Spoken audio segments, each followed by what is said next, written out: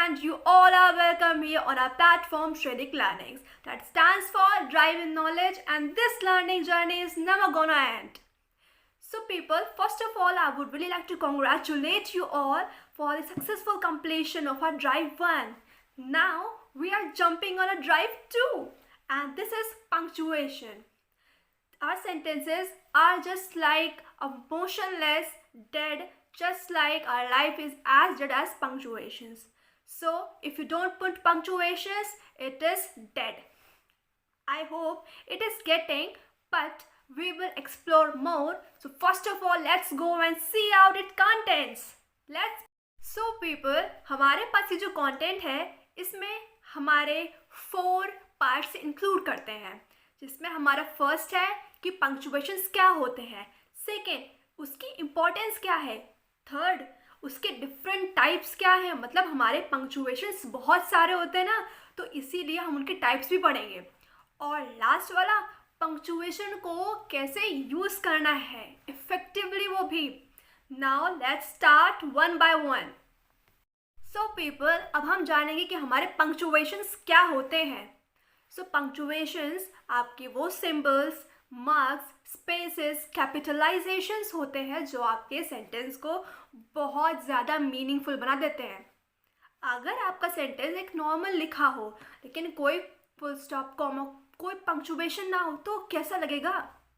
चलिए हम इसी को और जानते हैं इसके इम्पोर्टेंस वाले पार्ट में. Let's see. सो पीपल, हम आ गए हमारे इम्पोर्टेंस ऑफ पंक्चुएशंस वाले पार्ट में. इसमें पहले मुझे ये बताइए कि क्या कभी आपने इमेजिन किया कि अगर आपको सेंटेंसेस दे दिया जाए 10, 15, 20 एक पैसेज के फॉर्म में भर कर, तो कैसे रीड करेंगे. मैं फॉर एग्जांपल बताती हूँ. Diwali is a festival of lights and we enjoy Diwali by worshipping Ganesh and Lakshmi. We enjoy favourite foods like laddoos, chhola bhatura. अब क्या मतलब हुआ, कुछ समझ में आया मैंने क्या बोल दिया, कहाँ रुकी, कितना बोला, कौन सेंटेंस कहाँ ख़त्म हो रहा है, मुझे तो कुछ समझ नहीं आया. आई होप आपको भी समझ में नहीं आया होगा. तो यहीं पर हमारा इम्पोर्टेंस होता है पंक्चुएशन का. देखिए क्या क्या इम्पोर्टेंस है. It makes the sentence more meaningful. Sentence को बहुत ज़्यादा मीनिंगफुल बनाता है, जिसमें आपकी बहुत ज़्यादा अच्छे से मतलब निकलता है. It makes the sentence more understandable to readers. Sentence को ये बहुत ज़्यादा ही समझने लायक बनाता है रीडर्स के लिए, क्योंकि अगर कहीं पर पंक्चुएशन ना लगा हो तो क्या समझ में आएगा, बस सिर्फ वर्ड्स ही लिखे हैं, कुछ समझ में ही नहीं आ रहा. Next, it reduces misunderstanding. अब सेंटेंस कहाँ ख़त्म हो रहा है, कहाँ शुरू हो रहा है, इस चीज़ को सही से ये ख़त्म कर देता है कि आपको समझ आए कि सेंटेंस कहाँ शुरू हुआ, कहाँ ख़त्म हुआ, और किस सेंटेंस का कितना मतलब निकल रहा है. Next, it controls the flow of sentence. एक फ्लो को कंट्रोल कर लेता है कि आपका सेंटेंस इतना है या इससे ज़्यादा है. Okay. Next, it makes the listener more clear to understand what is being said. मतलब कि ये लिसनर के लिए, जो सुन रहा होता है, उसके लिए बहुत ज़्यादा ईजी बना देता है कि वो दूसरे पर्सन को सुने और समझ पाए कि वो क्या कह रहा है. अब जैसे मैंने वो एग्जाम्पल दिया, तो बस मैं बोलती जा रही थी, लेकिन समझ में आया क्या, नहीं आया ना. सेम इसी तरह हमारे सेंटेंसेस में भी होता है जब हम लिखते हैं. अब इट एम्फसाइजेस सर्टेन आइडियाज़ और थॉट. ये कुछ आइडियाज़ को और थॉट्स को एम्फसाइज, मतलब एक तरह से बढ़ा चढ़ा कर बोल देना. तो पंक्चुएशन यही रोल प्ले करते हैं. अब समझ आया ना इम्पोर्टेंस कितनी ज़्यादा है. समझ लीजिए कि हमारी जो लाइफ एक हैप्पीनेस के बिना एक अधूरी होती है, सेम सेंटेंसेस भी हमारे पंक्चुएशंस के बिना पूरे के पूरे अधूरे होते हैं. Now see, we are going to discuss different types of punctuations. So हमारे पास 14 डिफरेंट टाइप्स ऑफ पंक्चुएशंस होते हैं और सबको हम बहुत अच्छे से समझेंगे. Let's start one by one. Full stop. आपको पता है इस फुल स्टॉप की इम्पोर्टेंस इतनी ज़्यादा है जितनी बाकियों की नहीं होगी. अब इसका मतलब देखते हैं इस डेफिनेशन से. It is placed at the end of the declarative sentences after completing the whole statement. इसका मतलब ये हुआ कि हम फुल स्टॉप को हमारे सेंटेंसेस के एंड में और वो भी डिक्लेरेटिव सेंटेंसेस के एंड में पुट करते हैं। डिक्लेरेटिव सेंटेंस बताया है मैंने, अफर्मेटिव जिसके अंदर पॉजिटिव नेगेटिव ये दो आते थे, याद आ रहा है ना कुछ। तो इसमें हमारा यही रोल है, क्योंकि हमारा क्वेश्चन सेंटेंसेस में क्वेश्चन मार्क लगता है, एक्सक्लेमेशन सेंटेंसेस में एक्सक्लेमेशन मार्क लगता है, इसलिए सिर्फ और सिर्फ सिंपल एंड डिक्लेरेटिव सेंटेंसेस में हमारा फुल स्टॉप लगता है। फॉर एग्जाम्पल में यहाँ देखिए जितने भी एग्जाम्पल लिखे हैं सबके लास्ट में फुल स्टॉप लगा है, और इसका मतलब ही यही हुआ कि ये डिक्लेरेटिव है, सिंपल स्टेटमेंट्स हैं। Now let's move to next punctuation, question mark. ये बहुत ज़्यादा इंटरेस्टिंग सा पंक्चुएशन है, क्योंकि हमें जब किसी भी चीज़ का आंसर चाहिए होता है तो हम क्वेश्चन पूछते हैं, और क्वेश्चन पूछने के लिए हमें क्वेश्चन मार्क की ज़रूरत होती है। बिना क्वेश्चन मार्क के कोई भी क्वेश्चन नहीं हो सकता। इसकी डेफिनेशन देखिए, it is placed at the end of the sentences where sentence asks a question. जहाँ कहीं भी सेंटेंस एक क्वेश्चन पूछे तो बस फटाक से वहाँ पे क्वेश्चन मार्क लगा देना। इसके एग्जाम्पल्स में देखिए, ये जितने भी एग्जाम्पल्स हैं सब में क्वेश्चन पूछ रहा है। क्या पूछ रहा है? Where were you last Sunday, तुम कहाँ थे लास्ट संडे। सिमिलरली सारे सेंटेंसेस में क्वेश्चन पूछ रहा है तो क्वेश्चन मार्क लगाया है। आप फुल स्टॉप लगाने की गलती मत कर देना क्वेश्चन पूछते टाइम। ओके, नेक्स्ट देखते हैं, एक्सक्लेमेशन मार्क। एक्सक्लेमेशन मार्क हमारा पूरा एक्सप्रेशन से भरा होता है, इसमें सारी की सारी फीलिंग्स दे देते हैं। अब इनके देखिए definition, it is used when a person wants to express a sudden feeling or emotion or add emphasize in a statement।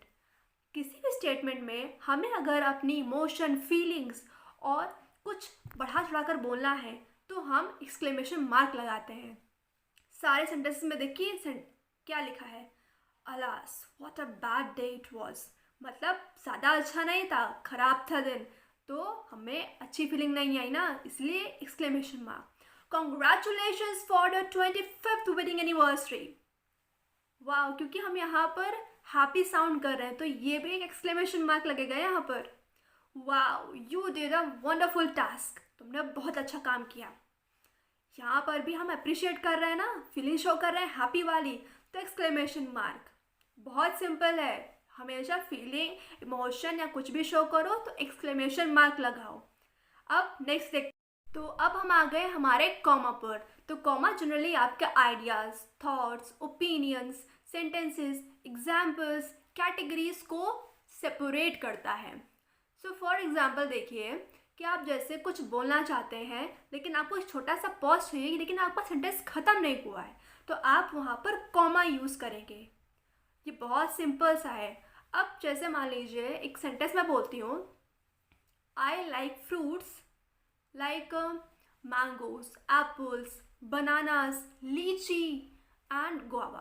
अब यहाँ पे मैंने कई सारे आइडियाज़ यानी कि एक तरह से एग्जाम्पल्स को सेपरेट करने की कोशिश की है कि मुझे ये सारे फ्रूट्स पसंद हैं, तो मुझे सबके बीच में कॉमा लगाना पड़ेगा। एप्पल्स के बाद, बनानास के बाद और मैंगोज़ के बाद, सबके बाद कॉमा लगाना पड़ेगा, और लास्ट में जब हमारा सेंटेंस ख़त्म हो जाएगा तो फुल स्टॉप लगा देंगे। इसी तरह यहाँ जितने भी सेंटेंसेस दिए हुए हैं सभी में हमारे पास कॉमा लगा है, अगर हमें आइडियाज़, थॉट्स, ओपिनियन, सेंटेंसेस को सेपरेट करना है एक छोटे से पॉज के लिए। अब हम देखते हैं हमारा सेमीकोलन क्या होता है। सो पीपल, हमारे सेमीकोलन का काम ये है कि वो हमारे इंडिपेंडेंट क्लॉजेस को कनेक्ट कर देता है।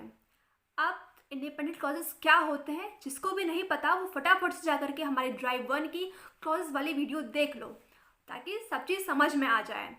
तो अब यहाँ पे जितने भी एग्जाम्पल्स लिखे हैं इनमें देखिए, John like eggs, Jennifer doesn't.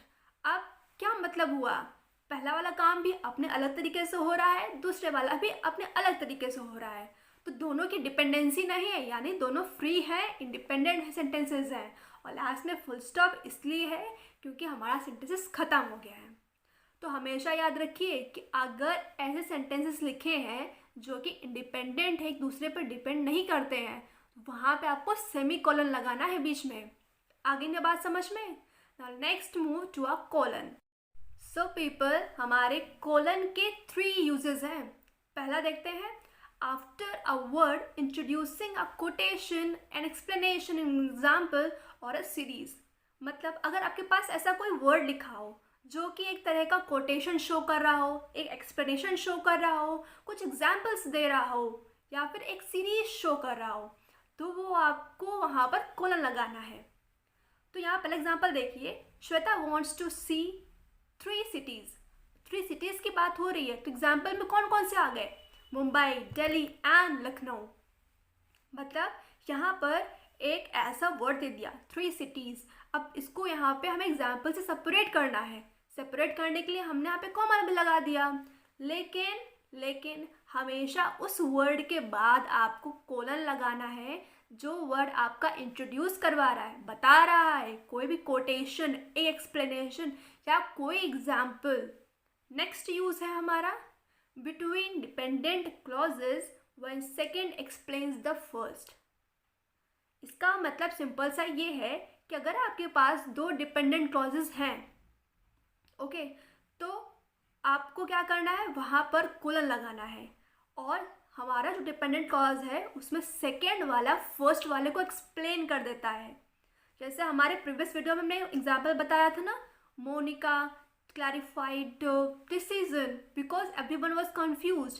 Second वाला फर्स्ट को डिफाइन कर रहा है, एक्सप्लेन कर रहा है, क्योंकि पहला वाला पार्ट हुआ हमारे सेकेंड की वजह से। समझ में आ गया ना? नेक्स्ट देखते हैं, we use colon for emphasise as well.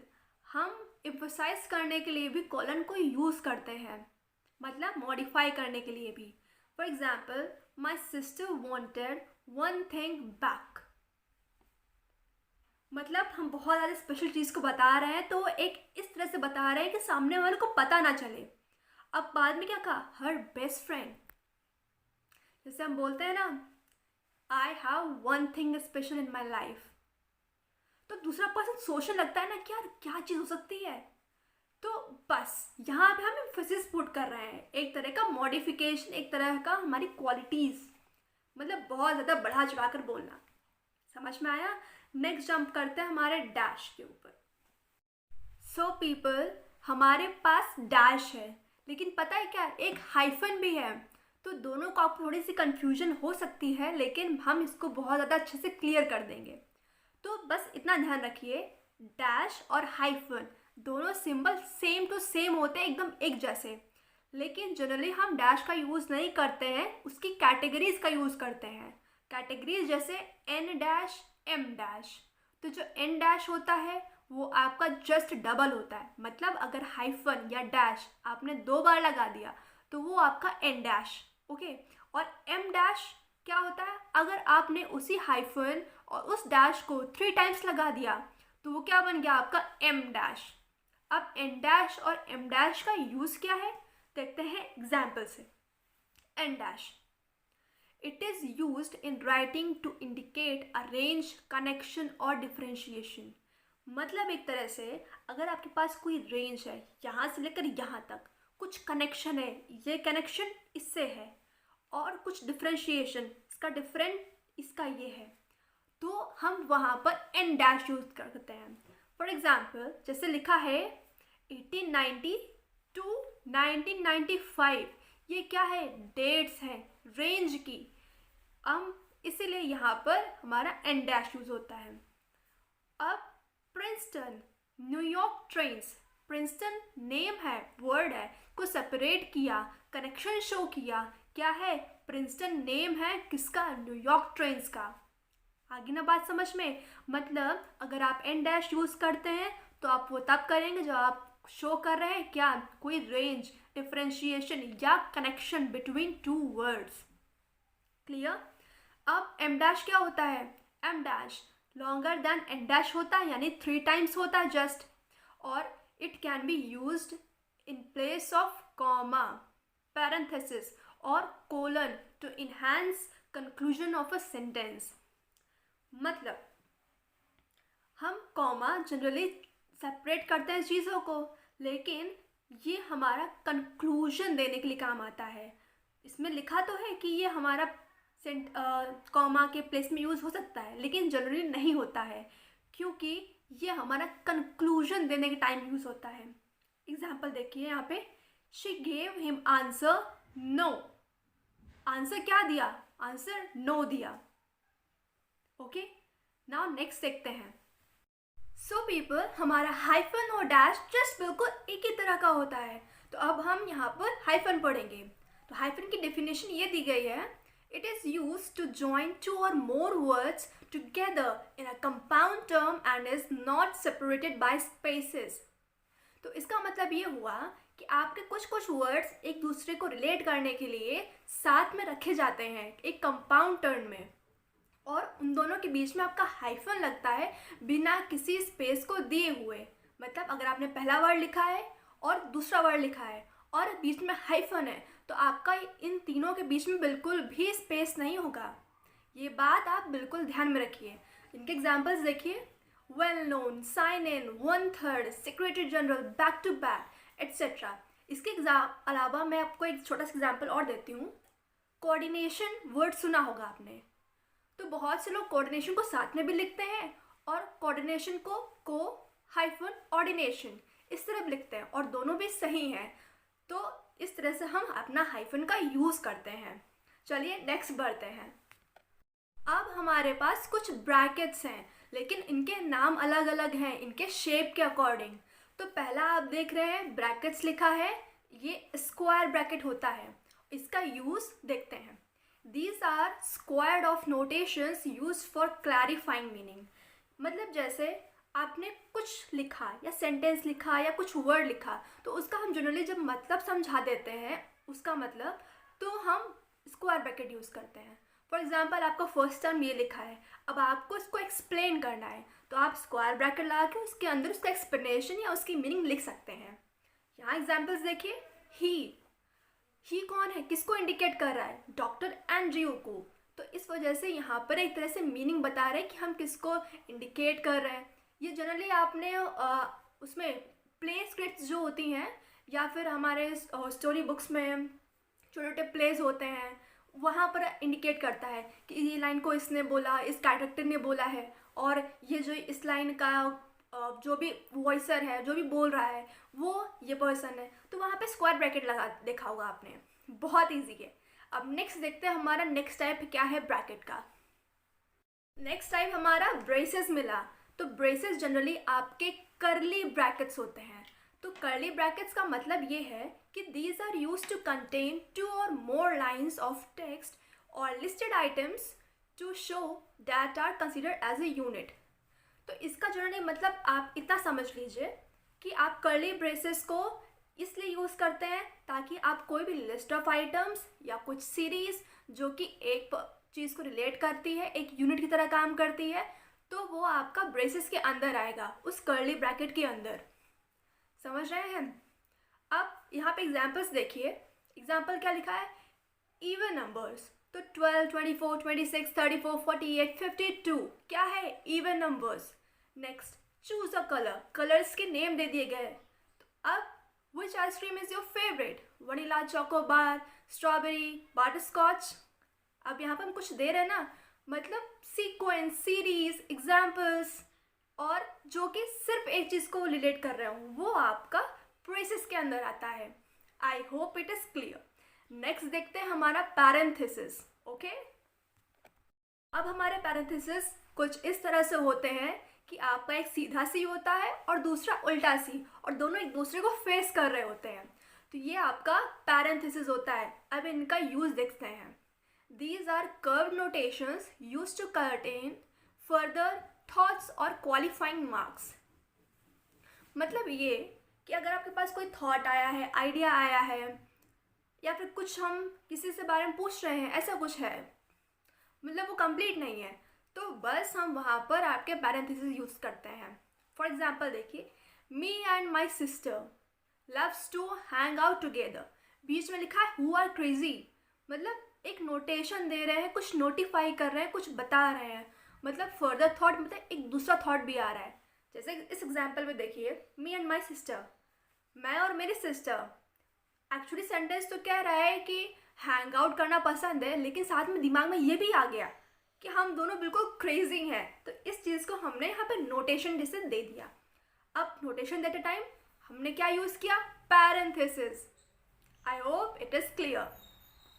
Now it's time for apostrophe. अब एपोस्ट्रॉफी का यूज़ क्या है? It is used to indicate the omission of a letter, position, case और the plurals of lower case. इसका मतलब देखिए क्या होता है कि जनरली हम जो एपोस्ट्रॉफी यूज़ करते हैं वो पोजीशन के लिए, ओमिशन के लिए और कुछ प्लूरल्स के लिए शो करते हैं। जैसे मेरा कुछ सामान है, मुझे रिलेट करना है। पोजीशन मतलब एक तरह से बताना कि ये जो चीज़ है वो उसकी है, किसी चीज़ को किसी पर्सन से रिलेट कर देना, या किसी पर्सन को किसी चीज़ से, या किसी चीज़ को किसी चीज़ से, मतलब सिर्फ रिलेशन शो करना, ये काम करता है आपका एपोस्ट्रॉफी।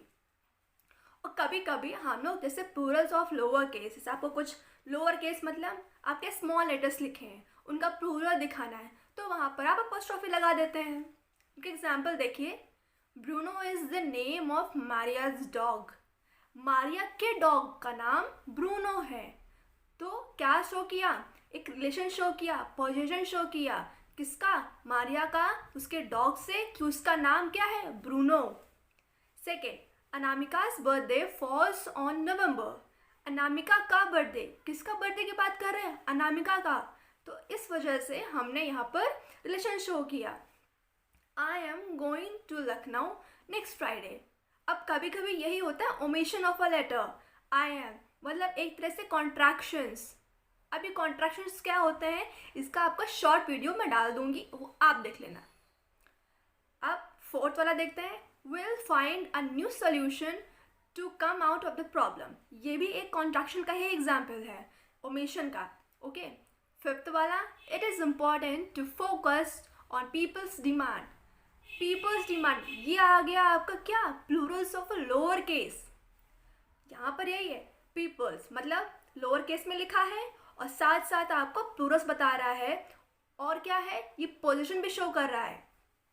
समझ में आया ना? मतलब एपोस्ट्रॉफी सिर्फ और सिर्फ रिलेशन और पोजीशन के लिए है। नेक्स्ट देखते हैं, कोटेशन मार्क।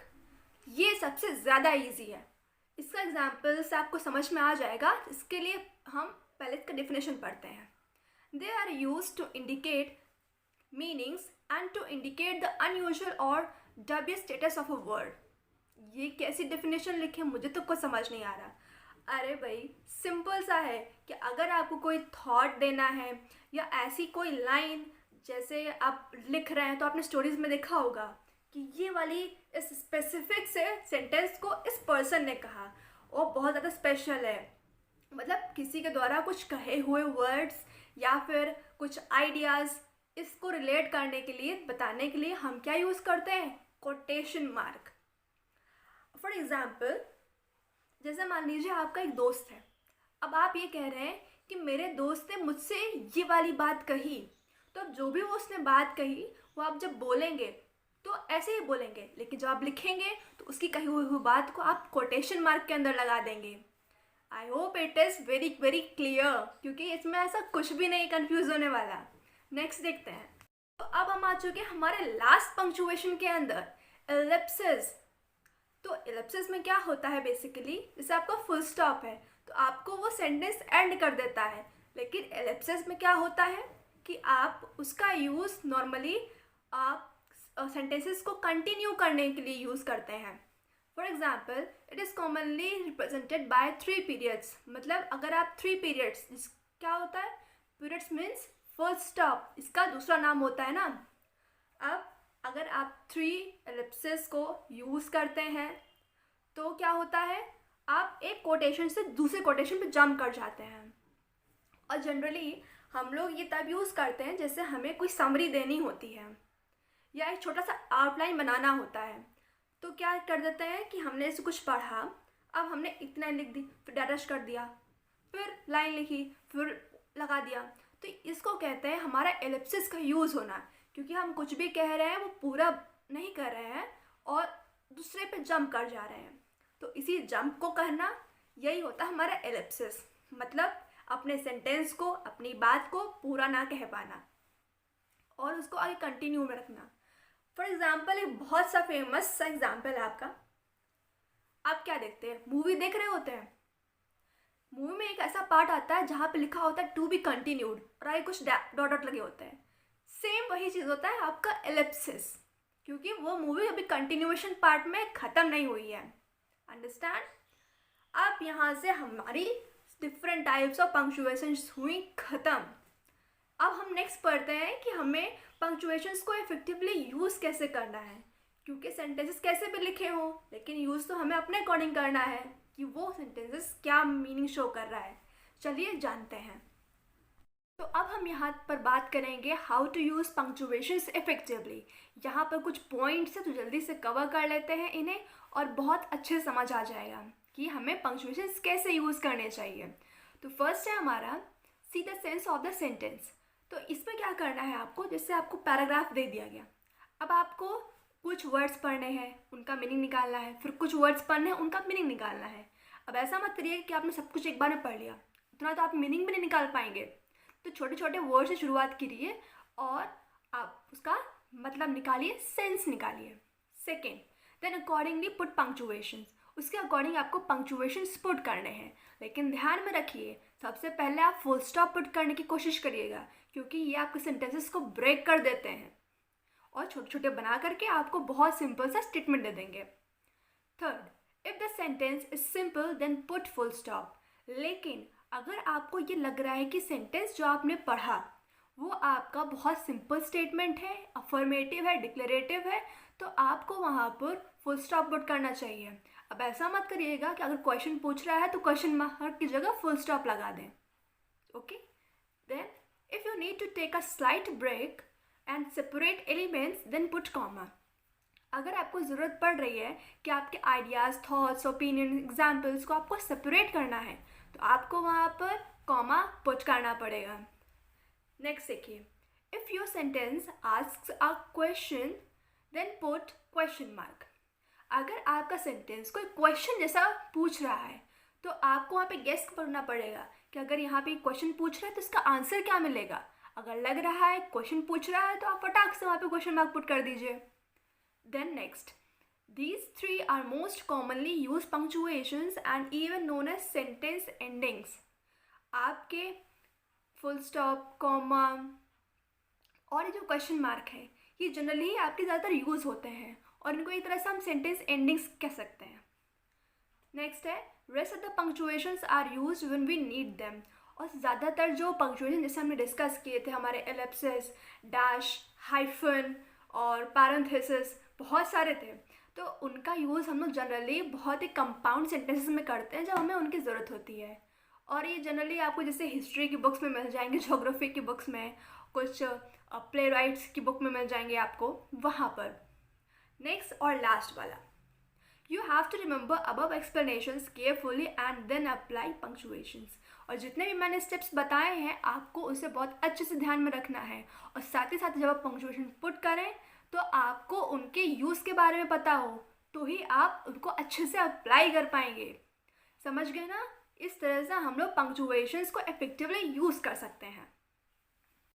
सो पीपल, अब एक खुशखबरी, हमारी ड्राइव सेकेंड में कंप्लीट। तो कितनी जल्दी ख़त्म होगी ना सेकेंड ड्राइव। अब हम जंप करेंगे हमारी थर्ड ड्राइव में। तो बिना किसी टाइम को वेस्ट किए हुए आप फटाफट से रेडी हो जाइए with the same energy, same attitude and same learning behaviour. आपको फिर से ड्राइव 3 स्टार्ट करनी और हमारे साथ जर्नी पूरी करनी है। And people, thank you for your support. Till then, take care and have a good day.